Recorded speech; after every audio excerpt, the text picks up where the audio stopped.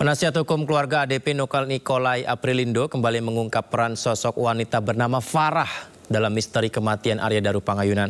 Nikolai pun tak menampik anggapan yang menyebut wanita kerap memainkan peran sebagai agen rahasia. Kami hadirkan berikut cuplikan perbincangan jurnalis senior Sindonews Pung Purwanto dan Lukman Hanafi dengan penasihat hukum keluarga Arya Daru Nikolai Aprilindo.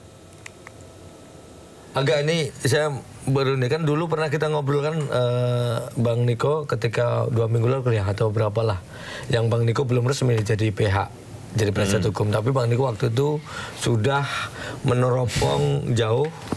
Sudah concern lah, sudah concern gitu bahwa ada kemungkinan adalah ini jadi agen ganda si Farah lah, kita sebut aja, polisi udah merilis itu. Nah, peran saya ini sekarang ketika Abang sekarang sudah resmi menjadi penasihat hukum, pasti Abang dapat info lebih dalam dong tentang dari sisi keluarga. Dari sisi keluarga, apakah sebelumnya apalagi di chatting itu lapor, berarti istri juga tahu kan siapa si Farah, berarti kan itu. Dari ketika Abang awal saya ngobrol dengan saya, terus kemarin Abang di itu ya ketemu keluarga di penasihat hukum, makin yakin nggak Abang bahwa ini ada, bahwa itu agen dan sebagainya? Abang makin yakin atau justru malah terbantahkan? Gini Mas, saya ini dari tahun 94 sudah bergelut dalam bidang-bidang hukum. Bidang-bidang seperti ini itu. Bidang-bidang hukum maupun bidang-bidang tanpa bayangan. Saya sudah bergelut itu. Kalau saya kan waktu itu awal-awal saya katakan, pernah ndak kita menonton film-film spy? Betul. Ya kan? Ya. Dalam film-film spy itu suatu operasi untuk mengungkap satu peristiwa atau untuk menjebak seseorang atau untuk menangkap seseorang atau untuk mematikan seseorang dalam operasi-operasi rahasia. Di film-film ya, saya tidak menyangkutkan ini dengan dari film dulu ya, dengan kasus kematian almarhum di film-film. Iya, film-film. Itu selalu menggunakan wanita. Untuk menjebak seseorang. Iya. Ambil contoh, kita nonton film James Bond. Ya kan? Itu dulu kita contoh. Selalu yang dikedepankan itu wanita. Dari wanita itu segala informasi didapat. Pada saat si wanita itu berhasil mendekati target operasi dan berhasil dalam tanda petik menjalin hubungan baik secara batin maupun secara lahiriah, maka disitulah si wanita banyak mendapat informasi. Ini dalam film-film spy ya. Iya, betul. Saya tidak kaitkan dengan hubungan dengan peristiwa ini ya. Jadi jangan sampai itu di. Iya, betul. Jangan sampai dipelintir dalam film-film spy. Nah, biasanya dalam film spy itu kalau kita pernah lihat khususnya James Bond. Saya ini penggemar film James Bond dari dulu. Penggemar film James Bond, dan saya juga penggemar dulu ada novel Nick Carter. Kalau pernah baca novel Nick Carter, itu selalu itu novel mengenai intelijen. Itu diceritakan tentang rahasia negara, tugas-tugas intelijen berhubungan dengan wanita. Nah itu. Nah, dari film maupun novel yang saya pernah baca, akhirnya begini, intuisi saya timbul bahwa jangan-jangan ya, dalam tanda kutip, jangan-jangan si Farah ini adalah orang yang dipakai oleh seseorang untuk mengetahui banyak rahasia dari almarhum. Ya kan? Nah, perlu kita ketahui bahwa tugas diplomat itu beririsan dan sangat dekat, beririsan dan mirip dengan tugas intelijen. Tugas seorang diplomat. Betul. Nah, ini yang menjadi tanda tanya. Ini yang perlu diperdalam. Nah, kemudian kita melihat bahwa dalam chattingan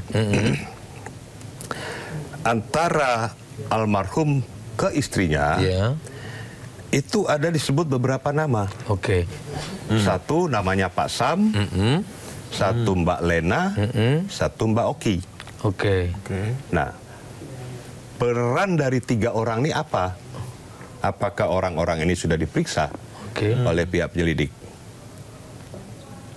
Hubungannya apa dengan almarhum? Kalau sejauh ini si istri, si Mbak Pita nggak tahu siapa 3 orang itu yang disebut dalam chat itu? Di sini tidak disampaikan detailnya. Oke, hanya mengatakan bahwa ada Pak Sam ini itu. Iya. Di chat itu dalam rangka apa bang kaitan orang 3 ini disebut di chat itu? Nah, ini yang menjadi tanda tanya juga bagi kami. Kenapa almarhum menceritakan atau menyebut nama-nama ini ke istrinya? Oke. Ya kan? Nah, kemudian ada beberapa hal lagi di mana almarhum itu menyampaikan bahwa Mbak Oki ini sudah mempersiapkan untuk keberangkatan mereka. Mbak Oki ini, yang disebut Mbak Oki ini sudah mempersiapkan segala sesuatu. Mungkin ini teman satu kantor ya. Oke.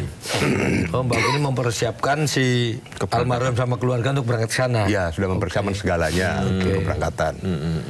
Nah, kemudian ada chattingan balasan dari istrinya. Ini kunci mungkin ya.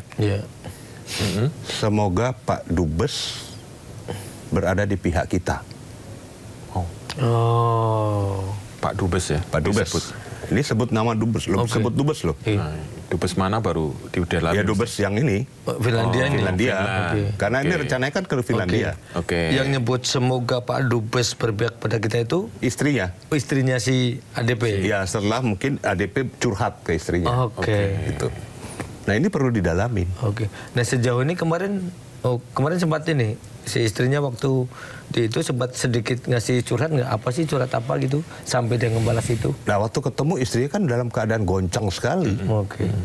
Saya berhasil mendapatkan WA ini lengkapin dari keluarganya. Istrinya dalam keadaan goncang. Masih goncang sampai sekarang ya? Iya. Itu berarti alasan kenapa tidak pernah speak up?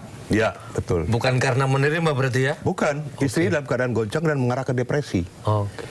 Waktu saya ketemu, istrinya didampingi oleh mertuanya, ayah dari Pak almarhum, Pak Subaryono, dan istrinya. Istrinya tuh bercerita tuh sambil gemetar dan pokoknya sambil seperti marah, sakit hati dan nangis. Itu. Jadi saya berusaha menguatkan istrinya.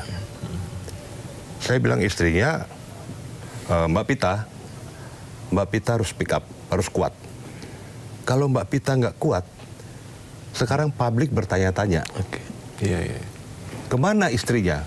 Kemana keluarganya? Kenapa nggak bersuara? Kalau nggak bersuara dianggap menerima hasil konvers dari penyelidik Polda Metro Jaya. Sementara keluarga mengatakan belum menerima atau tidak menerima. Nah, saya berusaha menguatkan secara mental.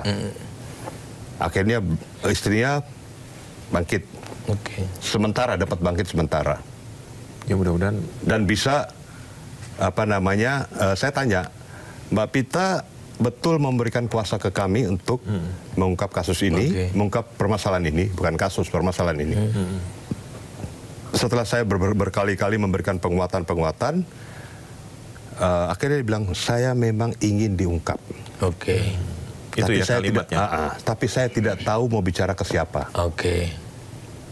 Nah, sekarang ada Bapak selaku penasihat hukum, kami berharap bahkan diamini oleh Pak Subaryono. Bapak almarhum.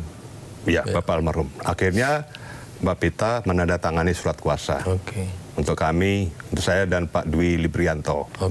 Nah, situ bapaknya pun awalnya sangat protek.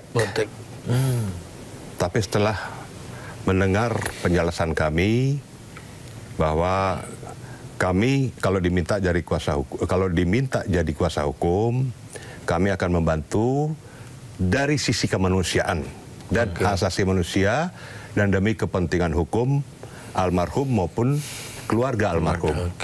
Dan kami sampaikan, Pak Subaryono, kalau saya sudah sampai turun sedemikian rupa, membantu dari sisi kemanusiaan, saya ambil kasus ini, ambil peristiwa ini, misteri ini untuk berusaha diungkap tanpa Bapak harus memikirkan saya harus dibayar atau tidak. Saya katakan saya membantu secara pro bono. Pro bono itu gratis. Jadi Bapak jangan pikir biaya apapun. Saya bantu secara pro bono karena sisi kemanusiaan. Bukan lain-lain. Tapi Bang Nikolai melihat kalau dikaitkan dengan ini misteri ya. Maksudnya ini misteri yang tidak mudah. Tapi Bang Nikolai dari awal memang sudah menangkap kejanggalan itu dan sekarang memastikan sebagai kuasa hukum dari keluarga. Nantinya ini kan Bang Nikolai sudah ngukur dong ininya, konsekuensinya ya. Baik. Ini kasus yang tidak gampang. Betul. Sambil minum ya. Ya. Maaf. Ini tekan kita jadi. Ini masa tamunya ini, maaf ya Bang ya. Lupa. Aduh, ini. Saya kembali jadi host lagi. Ya, artinya kan ya tentu saja ada respons resiko yang harus dihadapi. Tapi kayaknya Bang Nikolai ini saya udah dari awal udah begitu konsisten gitu loh untuk melihat bahwa ini semuanya kejanggalan ini harus diungkap. Kalau ini selain demi hukum juga demi keluarga dan demi kemanusiaan tadi ya. Kemanusiaan. Nah, gimana nih Bang? Mas Bung, Mas Lukman, saya ini orang yang berasal dari daerah konflik. Di Timur Timur. Berbagai konflik sudah saya hadapi. Bahkan hampir kehilangan nyawa pun atau lolos dari maut pun sudah saya hadapi.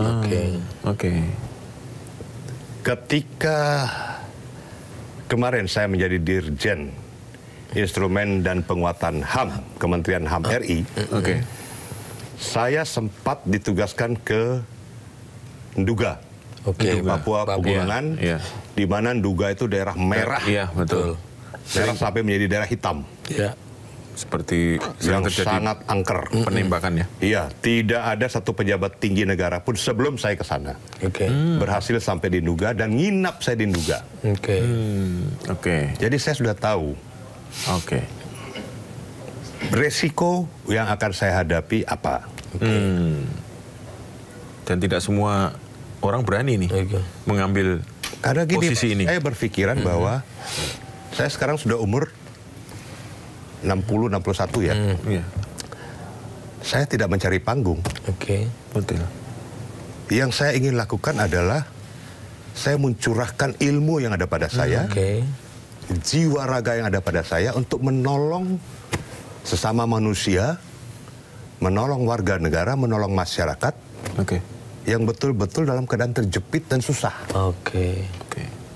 Yang tidak mempunyai akses apapun untuk dapat membela diri sendiri. Nah ini menjadi trigger saya. Motivasi ya Pak? Motivasi saya. Nah, dengan pengalaman Bapak dan feeling dan pengalaman yang panjang di bidang konflik, terus kemudian di bidang HAM dan hukum, kalau ini berjalan sesuai rencana, apakah Bapak yakin misteri ini akan terungkap? Saya kok punya satu keyakinan, sangat yakin ya. Sangat yakin? Ya, sepanjang pihak-pihak yang kita akan bekerja sama untuk mengungkap ini terbuka, jujur dan berattitude.